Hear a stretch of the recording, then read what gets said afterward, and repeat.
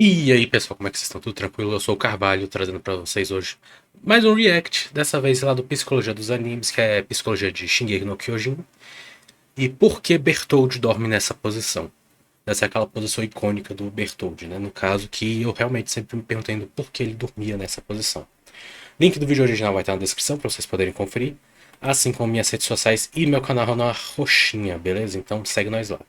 Sem mais delongas, vamos pro react. Bertoldi é um personagem extremamente influenciado, e eu e você também somos. Hoje é dia de falar de influência, poder de decisão e sonhos. E porque essa posição de dormir do Bertoldi revela tanto sobre ele. Eu sou Rafael, psicólogo, e na escola eu era muito parecido com um amigo do Rainer. Vamos falar sobre Bertoldi Dormia Hooker. daquele jeito também. Bertoldi sempre foi percebido como alguém de temperamento quieto, que geralmente segue a opinião da maioria. É um personagem que não tem muita iniciativa e que Tem costuma voz esperar ativa pelo que também. os outros vão decidir. Ou seja, ele evita fazer escolhas. Apesar de que o filósofo existencialista Jean-Paul Sartre dizia que todos nós fazemos escolhas, e o próprio ato de não escolher já é uma escolha.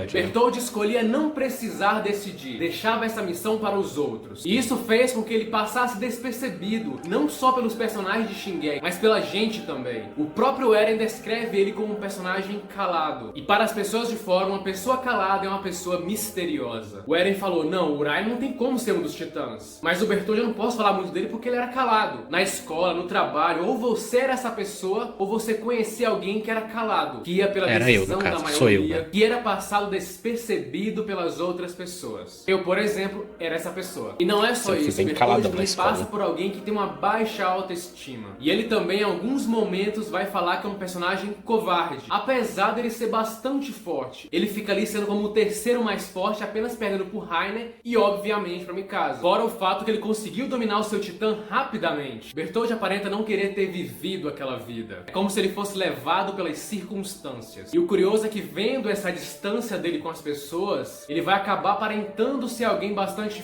frio, indiferente às emoções das outras pessoas. Porém, não é isso que acontece. Porque o que vemos do Bertoldi é alguém que carrega uma culpa enorme pelo que fez, levando ele a se Tivemos um Ed. Deixa eu voltar aqui um pouquinho. isolar e sofrer. Pera, não voltou.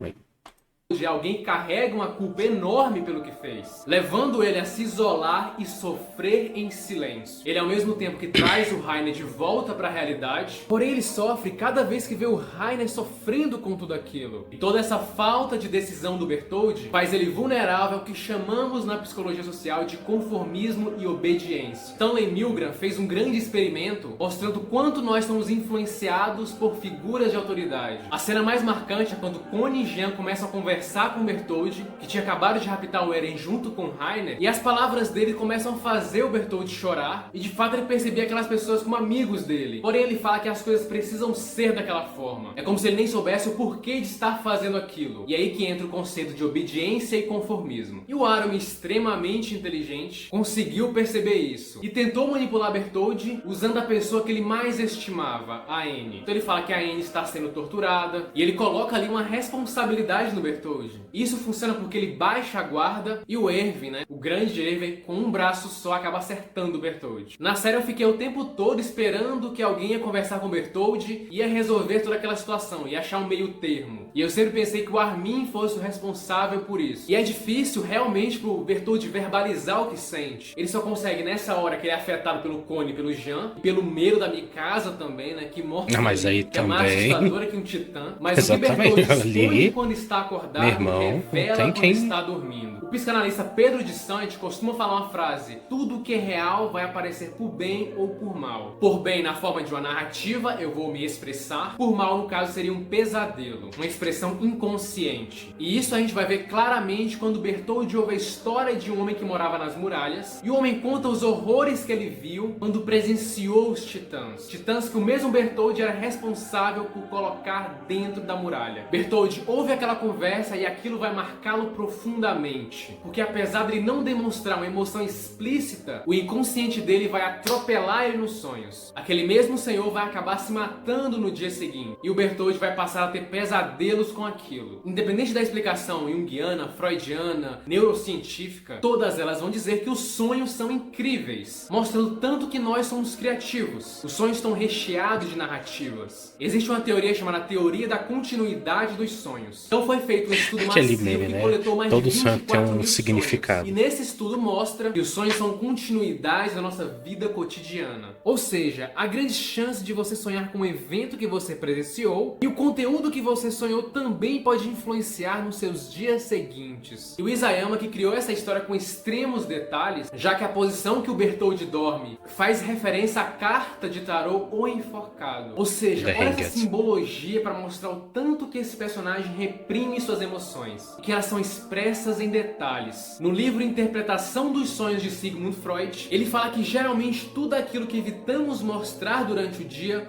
o nosso inconsciente acaba revelando enquanto dormimos. E o Bertoldi fala pro Heiner e Paine que ele está sonhando com aquele episódio várias vezes. E ele se pergunta por que aquele homem contou aquela história antes de tirar sua própria vida. E tempos depois ele vai contar essa história para o Eren, só que como se ele tivesse passado por aquilo. Ele toma aquela história para si próprio. É como se fosse um meio que ele achou de suportar tudo aquilo. Ou seja, os sonhos podem ajudar a gente a contornar algumas situações, como foi feito com o Bertoldi. O próprio Dmitri Mendeleev, o criador da tabela periódica, que passava noites sem dormir, e ele tirando um cochilo acabou sonhando com uma tabela em que todos os elementos se encaixavam. E isso foi o ápice para ele criar a tabela periódica. É como a grande psicóloga dos sonhos Rosalind Cartwright, que em seus diversos estudos sobre os sonhos, ela fala que esse momento pode ser muito importante para a organização de ideias. O psicanalista Winnicott conta em uma experiência pessoal que ele dormiu pensando em um caso e após acordar de um sonho veio uma ideia para ele resolver aquela terapia em questão. Ou seja, sonhos podem ajudar e muito a gente a resolver alguns conflitos. Após esse evento, que eles tentaram raptar o Eren, o Bertoldi passa por uma mudança significativa. Na Batalha de Shinganshina, o Heiner fala com o Bertoldi que ele precisa ter uma iniciativa e parar de esperar por ele. E Bertoldi, após essas palavras do Heiner, de fato vai fazer isso. Ele passa a ser mais dono das próprias decisões. E também pela influência do Zeke, que acaba ali ameaçando os dois. Então Bertoldi, que sempre viveu esse conflito, nada como trabalhar sob pressão. De fato ali, a única forma dele conseguir viver era se ele, o Heiner e o Zeke conseguissem vencer a tropa de exploração. Não tinha como ele ficar em Parades depois do que ele fez. E não tinha como ele voltar pra Marley, pra um local que trata mal Eldianos, e eles não sofrerem com isso. Ele percebendo que não tinha nenhuma escolha, ele passa a não ser afetado pelas palavras do Armin. É um conceito chamado de responsabilidade diluída. Ou seja, isso acontece quando atribuímos responsabilidades a uma outra pessoa, ou a um grupo, ou a uma situação. Bertoldi vai justificar que ele, apesar de gostar do Armin e ver o Armin como amigo, ele fala que aquilo deve ser feito, que ele deve matar os seus amigos, e ele atribui isso a um mundo cruel. Provavelmente a presença do Zeke ali, uma figura de autoridade, passa a fazer com que ele tirasse um pouco da responsabilidade de si próprio e diluísse essa responsabilidade. E nesse momento vemos um Bertoldi diferente. A própria Mikasa e o Armin falam: o Bertoldi não tá diferente? Como eu falei no vídeo do Heiner, junto com a Anne e o Bertoldi, os três passaram por colapsos de dúvidas o tempo inteiro. Cada um lidou diferente. E o Bertoldi é um personagem bem construído, só que a gente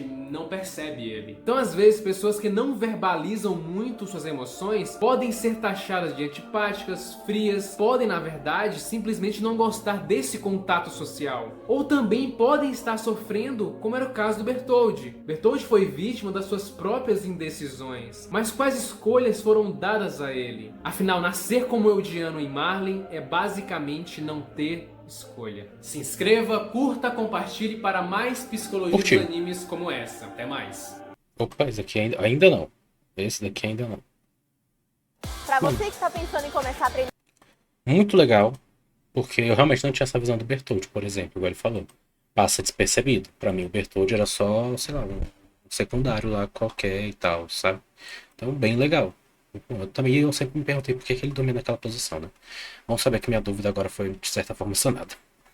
É isso, espero que vocês tenham gostado. Se gostaram, deixa o like, se inscreva, que ajuda demais o canal. E nos vemos na próxima. Falou!